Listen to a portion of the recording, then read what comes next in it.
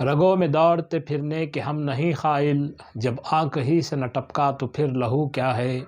अस्सलाम वालेकुम, hello and welcome to I am voice. मैं मोहम्मद ज़िक्रिया। तालीम हासिल करना हर मर्द और औरत के लिए फ़र्ज़ है। इसके बावजूद मुसलमानों में, ख़ासकर हिंदुस्तान के मुसलमानों में एजुकेशनली बैकवर्डनेस बहुत है। ये मैं नहीं कहता, बल्कि सचार कमेटी की रिपोर्ट कहती है कि मुसलमान इकनॉमिकली और एजुकेशनली दलित से ज़्यादा बैकवर्ड है। तो इसी के चलते फ़ाल्कन शाहीन इंस्टीट्यूट ने एक नई पहल शुरू की है। जो हुफ़ाज़ स्कूल नहीं गए उनको 10th स्टैंडर्ड 11th और 12th क्लियर करा के नीट में उनको रैंक दिलवाया है, यानी कि वो हुफ़ाज़ अब MBBS या इंजीनियरिंग कर सकते हैं। तो चलिए उनकी प्रेस मीट में शामिल होते हैं।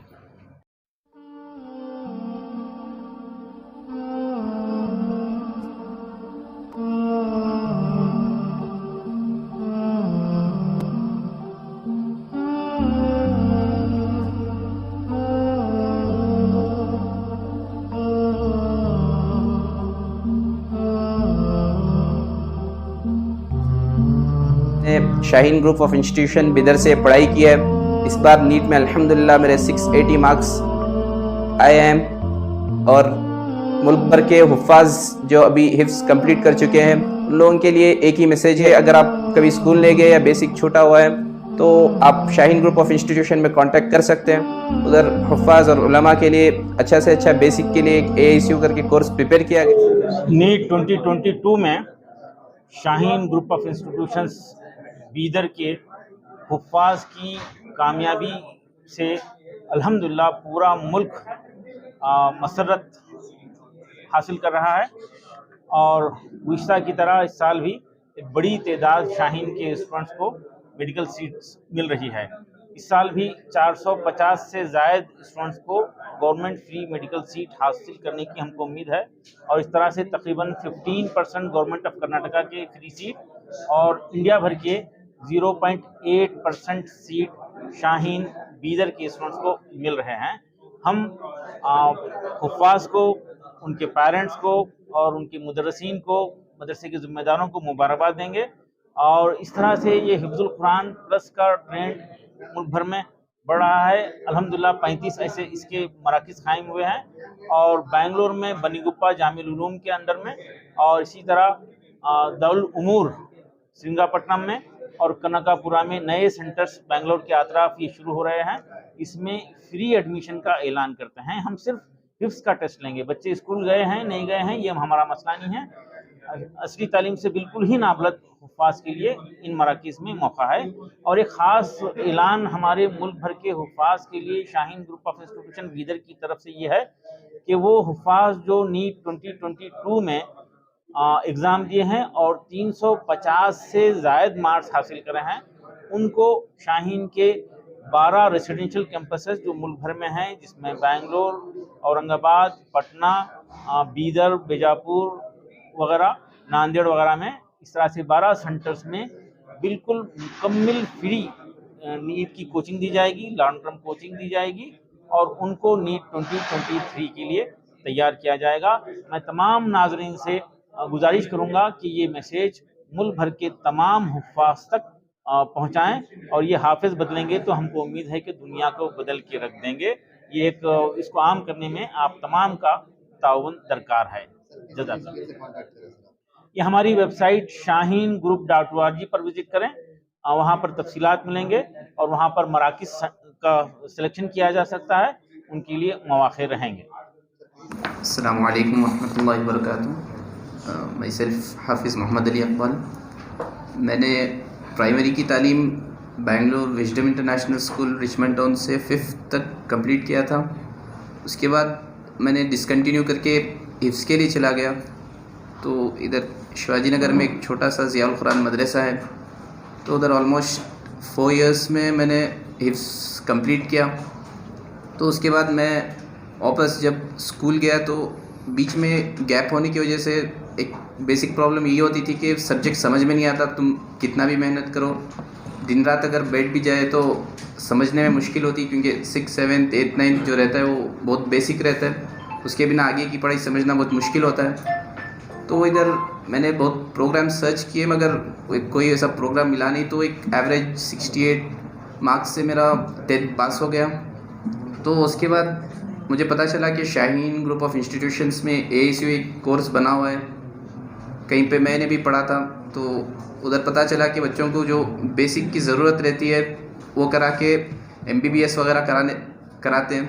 तो बचपन में सिर्फ एक ये था कि हाँ MBBS कर सकते हैं, मगर उसके बाद जब मैंने मदरसे के बाद वापस स्कूल को गया तो एक नाउमीदी हो गई थी कि अब तो बहुत मुश्किल है MBBS, क्योंकि हमारे यहाँ MBBS को बहुत हाई लेवल समझा जाता है, मतलब जो बच्चे 24 आवर्स पढ़ते रहते हैं सिर्फ उन्हीं के लिए रहता है।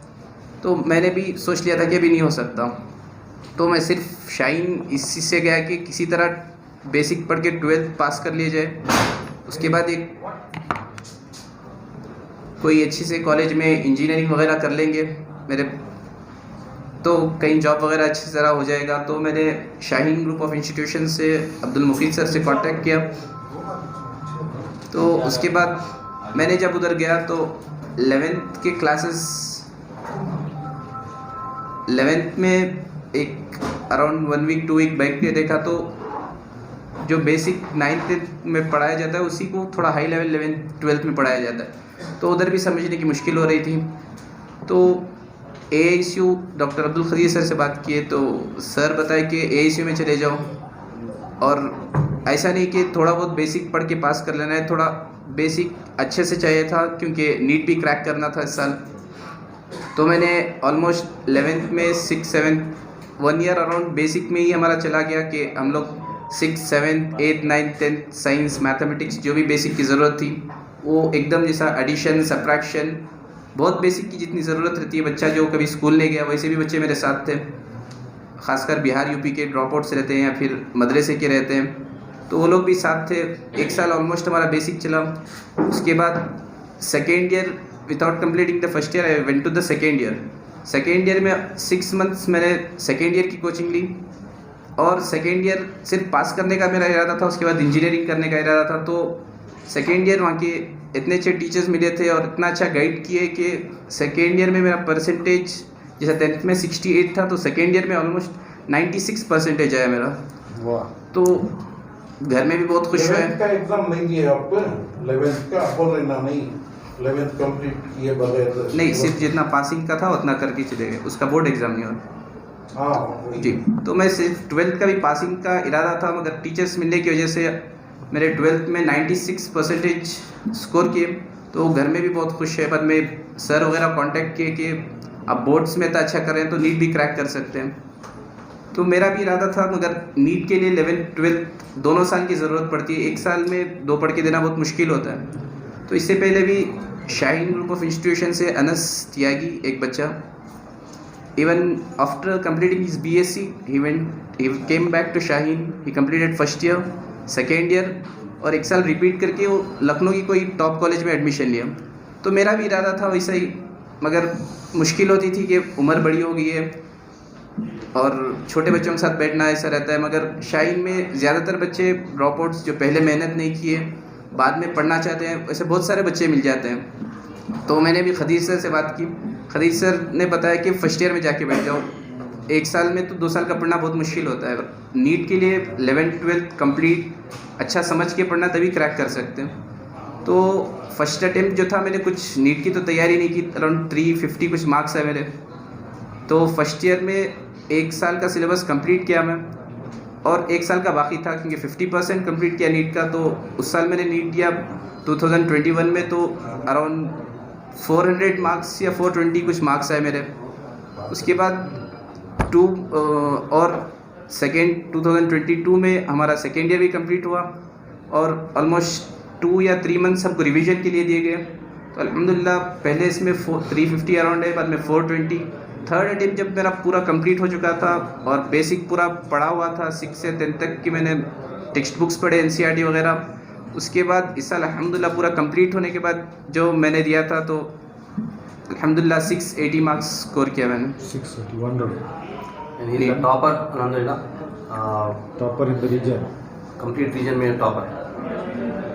Main division Bangalore division, Hyderabad Karnataka region. Hyderabad, पूरा हैदराबाद कर्नाटक, नॉर्थ कर्नाटक का पूरा टॉपर।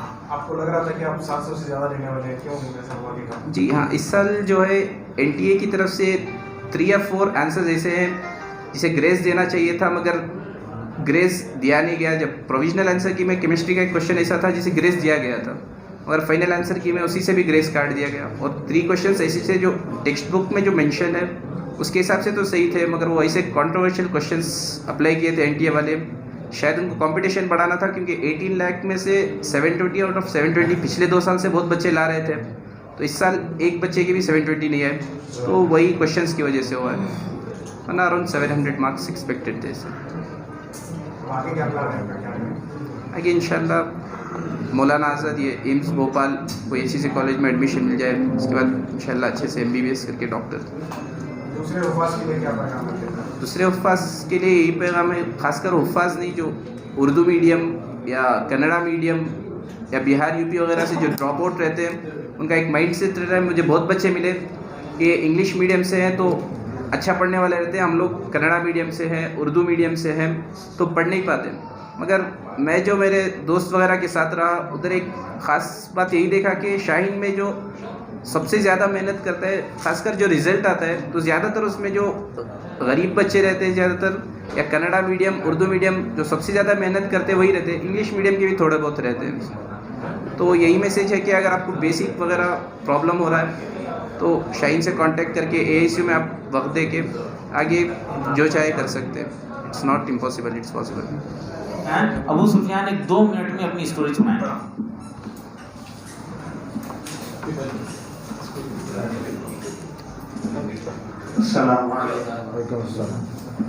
मैं डॉक्टर मोहम्मद अबू सुफियान, अल्हम्दुलिल्लाह मैं हाफिज़ कुरान हूँ।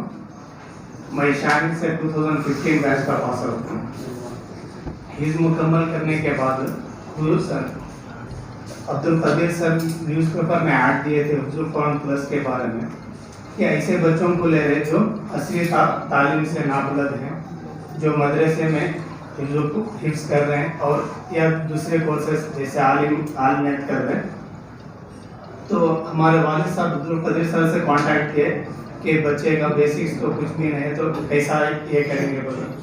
तो कदीर सर बोले आप उसकी टेंशन मत लीजिए, बच्चे का हिफ्ज़ कैसा है, बच्चे का हाफिज़ कैसा, हाफिज़ा कैसा। तो अल्हम्दुलिल्लाह अब्बा बोले कि हाफिज़ तो अल्हम्दुलिल्लाह अच्छा है बच्चा। तो अब्दुल कदीर सर बोले उसकी कोई टेंशन मत लो, अब बच्चे को डायरेक्ट मेरे पास लेके आ जाइए, उसके बाद का पूरा हमें केयर कर लेते। तो उसके बाद जब मैं कुरान प्लस कोर्स में एडमिशन लिया तो उसमें मुझे बेसिक्स की तालीम दी गई, जिसमें 2 महीना AICU में बिठाए मुझे, जिसमें लैंग्वेजेस पढ़ाए गए और मैथमेटिक्स की बेसिक्स पढ़ाए गए। उसके बाद अल्हम्दुलिल्लाह ये टेस्ट हुए, जिसमें पास होने की वजह से मुझे 10th स्टैंडर्ड में एडमिशन करा दिया गया और मैं 2013 में SLC का एग्ज़ाम दिया, जिसमें अल्हम्दुलिल्लाह मेरे 87% है। SLC में स्टार्टिंग में थोड़ा तकलीफ़ हुई, फिर अल्हम्दुलिल्लाह वहाँ के असातिज़ा की मेहनत की वजह से वो मुश्किलात भी चले गए। और मैं 10th स्टैंडर्ड में, हालांकि मैं इस मदरसे से पहले मेन स्ट्रीम एजुकेशन से मेरा ताल्लुक़ नहीं था, उसके बाद भी मुझे 2-3 महीने लगे। उसके बाद मैं 10th के टॉप सेक्शन में था, जो वहाँ के बच्चे रेगुलर जो पढ़ ले आ रहे थे वो बच्चों के 10th के टॉप सेक्शन में था। फिर अल्हम्दुलिल्लाह PUC भी मेरा शाहीन से ही हुआ और PUC में मेरा सेकेंड ईयर का रिजल्ट 82% था। और जब KSET था एग्ज़ाम 2015 में, तो KSET में कर्नाटका रैंक मेरा 2400 आया था, जिसके थ्रू मुझे government medical dreams Raichur institute of medical science में गवर्नमेंट सीट मिली। और अल्हम्दुलिल्लाह मेरा MBBS 2019 और 20 में इंटर्नशिप कंप्लीट हो गया और आज मैं प्रैक्टिस करते हुए MD की तैयारी करूँ। और अल्हम्दुलिल्लाह मेरे 5 भाई भी हाफिज़ हैं, जिसमें से एक को इंशाल्लाह ये साल सीट मिल जाती है, 577 नीट मार्क्स है। और एक रिपीट कर रहा, उसके ये साल फ्रेशर था वो भी, उसके 380 मार्क्स आए थे नीट में, जिसकी वजह से उसे रिपीट में डाले। और मेरा एक भाई 10th स्टैंडर्ड में है, एक 9th स्टैंडर्ड में है और एक पीसी सेकेंड ईयर में। प्रैक्टिस आपका यहाँ बेंगलुरु में कर रहे हैं, रायचूर में कर रहे हैं? मैं रायचूर में कर रहा था। एक साल रूरल सर्विस बोल को MBBS कंप्लीशन के बाद डालते, वो अल्हम्दुलिल्लाह कंप्लीट हो गया। अभी मैं ESI मेडिकल कॉलेज है ना राजाजी नगर में, वहाँ मुझे पोस्ट मिली है, ट्यूटर से पोस्ट। ये साल का टॉपिक। इनकी शादी हुई और इतनी सादगी से हुई, इनके लिए बहुत रिश्ते आ रहे थे, लेकिन ये एक बहुत ही गरीब घराने में शादी किए और 5-7 लोग जाके निकाह अटेंड करके और आ गए। उनके वालिद मोहतरम यहाँ पे बैठे हैं, मुहम्मद साहब उनसे गुजारिश है कि यहाँ पे खरीद तशरीफ लाएँ। आप 2 जुमले बताएंगे और उसके बाद में इकबाल अली साहब अपनी बात करेंगे इंशाल्लाह। आपकी जिम्मेदारी है बच्चों को हिफ्ज़ कराना और शाहीन में छोड़ देना है। अब 6 बच्चों को छोड़ दिए हैं, इंशाल्लाह 6 के 6 डॉक्टर बनेंगे। आप दुआ फरमाइए और ये स्टोरी को ज़रा लोगों के इंस्पिरेशन के लिए पेश कीजिए। बहुत शार्ट।